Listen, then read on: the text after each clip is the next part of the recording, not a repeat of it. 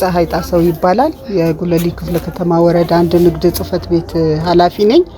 ይሄ አሁን ልንሰራ የጀመርነው ቤት እንደ ንግድ ጽህፈት ቤትና እንደ ሰላምና ጸጥታ እንደ ወረዳ አመራር እንደ በጎ ፍቃድ መስራት እንዳለብን በተሰጠን አቅጣጫ መሰረት ሁለታችን በርካታ ቤቶች መርጠናል።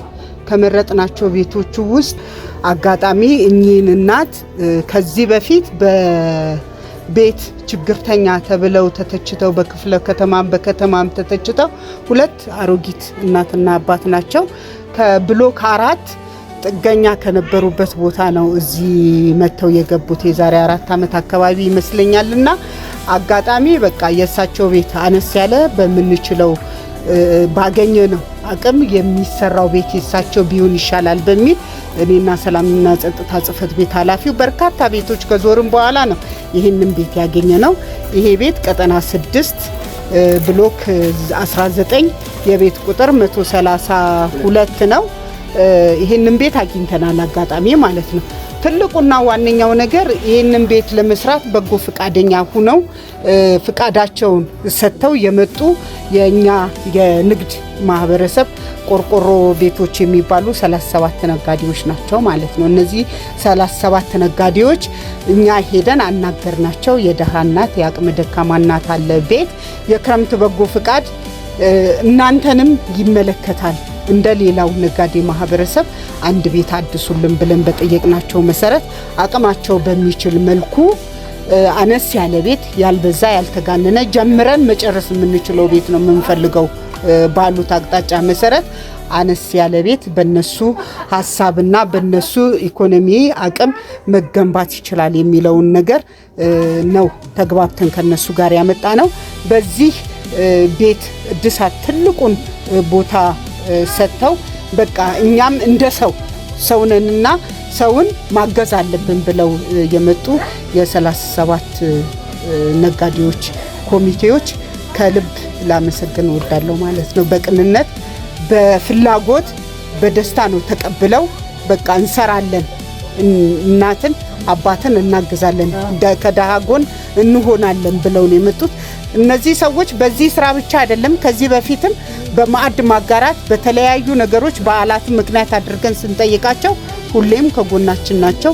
ያንን በጎ ፍቃድና በጎ ስራቸውን ደግሞ ብሎክ ላይ ወርደው በህዝብ ላይ በማህበረሰብ ላይ እናሳያለን በሚል ነው የመጡት።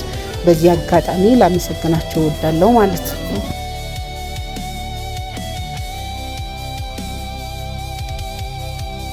ድሪባ ረጋሳ እባላለሁ። የጉለሌ ክፍለ ከተማ ወረዳ 1 ሰላምና ጸጥታ ጽህፈት ቤት ኃላፊ ነኝ። እሺ ጥሩ። እንደ ከተማችን ከረጅም ጊዜ ጀምሮ እነዚህ የበጎ ፍቃድ ስራዎች የተበራከቱ መጥቷል።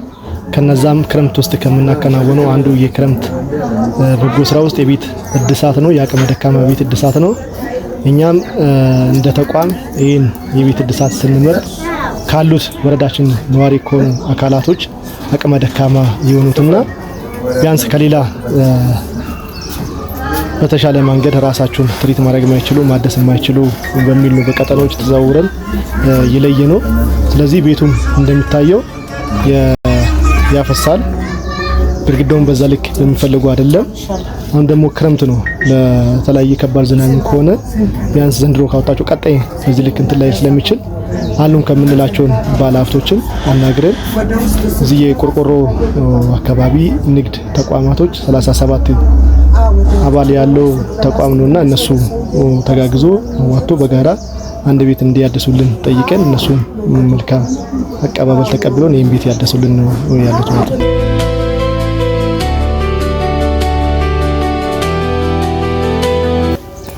ደሳለኝ ተገኝ ይባላል። ከቆርቆሮ ቤት ነጋዴዎች ኮሚቴ አባላት አንዱ ነኝ። እሺ አመሰግናለሁ። እንግዲህ ያው በዚህ በክረምት ወቅት እንደሚታወቀው የበጎ ፈቃድ ወቅት ነው እንግዲህ በአብዛኛው ማለት ነው በሀገርም ደረጃ።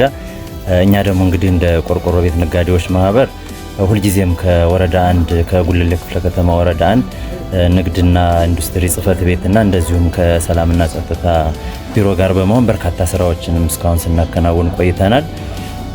በርካታ በልማት ስራዎችም እንሳተፋለን ማለት ነው በአብዛኛው። በአሁኑ ሰዓት ደግሞ እንግዲህ ቅድም ወይዘሮ ፀሐይም እንደገለጹት የንግድና ኢንዱስትሪ ቢሮ ኃላፊው እኛ ወረዳ አንድም ሁልጊዜም ተባባሪ ነንና በአሁኑ ሰዓትም ደግሞ የነዚህ እናታችን የአቅመ ደካማ ቤት አድሱ በተባልነው መሰረት ያው አቅማችን በሚፈቅደው መሰረት ለማደስ አሁን ተዘጋጅተናል ማለት ነው።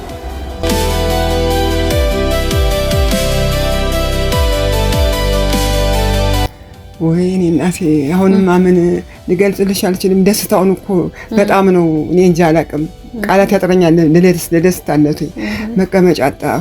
ከአንቱን ይሄ ማዳበሪያ እየሸፎነ እዚህ ጥላል የማይጥልበት ቦታ የለም።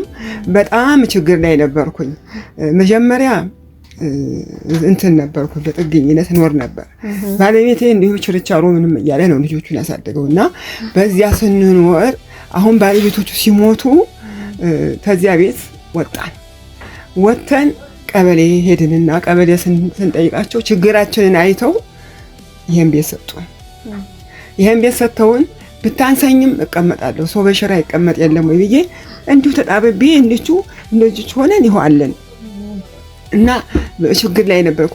አሁን ደግሞ መድኃኒዓለም አላቅም እንጃ አላቅም። በዚህ እድሜ ደግሞ ይሄንን ስታስደስቱኝ መድኃኒዓለም እናንተ ደግሞ እድሜና ጤና ይስጣችሁ፣ እግዚአብሔር ያስባችሁ።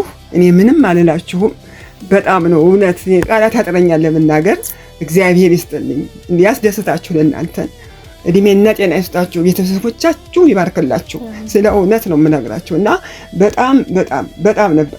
አሁን ይችን ጠረጴዛ አድርጌ ወደዚያ መላወሻ የለ፣ ይሄ ይፈሳል አልኩሽ። ምን የሚያፈስበት ቦታ የለም። በቃ ግራ ግብት ብሎኝ እንዴት ነው የምወጣው እያልኩ ነበር የማስበው የነበረውና አሁን ደግሞ መድኃኒዓለም በቸርነቱ ደግሞ እናንተን አዘዘልኝ። እግዚአብሔር የተመሰገነ ይሁን።